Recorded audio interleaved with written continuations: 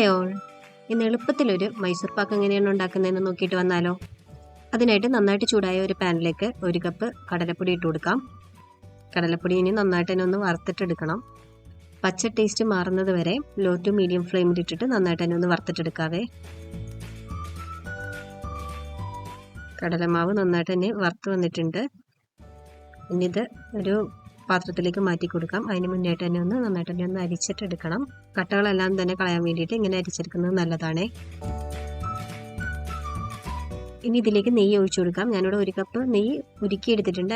അതിനകത്തുനിന്ന് പകുതി എടുത്തിട്ട് ഈ കടലമാവിലേക്ക് മിക്സ് ചെയ്ത് കൊടുക്കുവാണ്.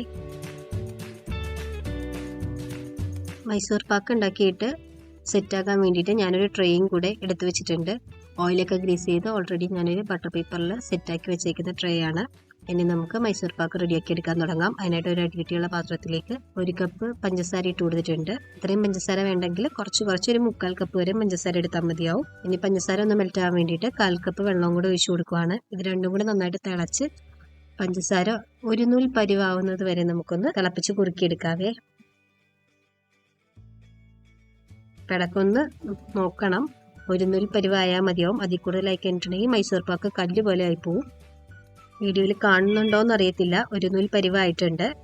അപ്പോൾ ഇത്രയും മാത്രം തിളപ്പിച്ചെടുത്താൽ മതിയാവും. ഇനി നമുക്ക് ഇതിനകത്തേക്ക് കളറിനായിട്ട് ഞാനിവിടെ സാഫ്രോൺ കളറും കൂടെ ആഡ് ചെയ്ത് കൊടുക്കുവാണ്. ഇത് ഓപ്ഷനിലാണ്, നിങ്ങൾക്ക് താല്പര്യമുണ്ടെങ്കിൽ മാത്രം ഇട്ട് കൊടുത്താൽ മതിയാവും. ഞാൻ വീഡിയോയ്ക്ക് ഒരു കളർ കിട്ടാൻ വേണ്ടി മാത്രം കളർ ഇട്ട് കൊടുത്തു എന്നുള്ളൂ കേട്ടോ. ഇതിനൊട്ടും വെയിറ്റ് ചെയ്യാണ്ട് തന്നെ നേരത്തെ മിക്സ് ചെയ്ത് വെച്ചേക്കണ കടലമാവും നെയ്യും കൂടിയുള്ള മിക്സിൻ്റെ അകത്തേക്ക് ഒഴിച്ചു കൊടുക്കാം. ഇനി കൈയെടുക്കാണ്ട് തന്നെ നന്നായിട്ട് തന്നെ മിക്സ് ചെയ്തെടുക്കണം, അല്ലെങ്കിൽ പെട്ടെന്ന് കരിഞ്ഞു പോകാൻ ചാൻസ് ഉണ്ട്.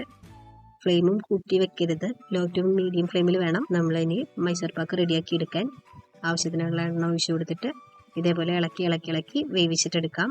അപ്പോൾ നമ്മൾ എടുത്ത് വെച്ചേക്കുന്ന ബാക്കി എണ്ണയും കൂടി ഇതിനകത്ത് മുഴുവനായിട്ട് തന്നെ ഒഴിച്ചു കൊടുക്കണം. അത് ഒരുമിച്ച് ഒഴിക്കേണ്ട, പകുതിയായിട്ട് ഒഴിച്ച് ഇതേപോലെ മിക്സ് ചെയ്ത് വേവിച്ചിട്ടെടുത്താൽ മതിയാവും. മുഴുവൻ എണ്ണയും മൈസൂർ പാക്കിലേക്ക് ഒഴിച്ചു കൊടുത്തിട്ടുണ്ട്. ഇത് പാനിൽ നിന്നൊക്കെ വിട്ട് ഇനി എണ്ണ ഒട്ടും കുടിക്കില്ല എന്നുള്ള പാകത്തിനാണ് നമ്മളുടെ മാവിരിക്കുന്നത്. ഇതിപ്പോൾ കറക്റ്റ് പാകമായിട്ടുണ്ട്, ഇത്രയും മതിയാവും. ഇനിയും കൂടുതലായി കഴിഞ്ഞിട്ടുണ്ടെങ്കിൽ മൈസൂർ പാക്ക് കല്ല് പോലെയാവും. അപ്പോൾ വേഗം തന്നെ നമുക്കിതൊന്ന് ട്രേയിലേക്ക് മാറ്റി കൊടുക്കാം. ചൂടാറുന്നതിന് മുന്നേ തന്നെ ട്രേയിലേക്ക് മാറ്റി ഇതേപോലെ ഒന്ന് ലെവൽ ചെയ്ത് സെറ്റ് ചെയ്തെടുക്കാവേ. ചൂടാറിക്കഴിഞ്ഞാൽ പിന്നെ നമുക്കൊന്നും ചെയ്യാൻ പറ്റത്തില്ല. കുറച്ച് നേരം ഒന്ന് തണുക്കാൻ വെക്കാം. അത് കുറച്ച് നേരം കൊണ്ട് തന്നെ നന്നായിട്ട് തണുത്ത് കിട്ടിയിട്ടുണ്ട്. പക്ഷെ കുറച്ച് മുന്നേ തന്നെ ഒന്ന് കട്ട് ചെയ്തെടുക്കേണ്ടതായിരുന്നു. ഞാൻ എടുത്തപ്പോഴേക്ക് ഇച്ചിരി ലേറ്റായി പോയി. നന്നായിട്ടൊന്നും തണുത്തിട്ടൊന്നുമില്ല, പക്ഷേ പെട്ടെന്ന് തന്നെ ഒന്ന് കട്ടിയായിട്ട് വന്നിട്ടുണ്ട്. അത് ഒഴിച്ചു വെച്ചപ്പോൾ തന്നെ ഇതേപോലെ ഒന്ന് കട്ട് ചെയ്ത് കൊടുക്കേണ്ടതായിരുന്നു, അത് വിട്ടുപോയത് കൊണ്ടാണ്. അപ്പം നിങ്ങൾ ഒഴിച്ചു വെച്ചിട്ട് ഒരു 2 മിനിറ്റിനുള്ളിൽ തന്നെ ഇതേപോലെ ഒന്ന് കട്ട് ചെയ്ത് കൊടുത്തിട്ടുണ്ടെങ്കിൽ ഇങ്ങനെ പൊട്ടിപ്പോവാണ്ട് തന്നെ കിട്ടുവേ. ഇപ്പോഴും ഷേപ്പൊന്നും ഇല്ലെങ്കിലും നല്ല ടേസ്റ്റ് ഉണ്ട് മൈസൂർ പാക്കിന്. പിടിക്കുമ്പോൾ തന്നെ ഇത് പൊട്ടി പോവാണ്.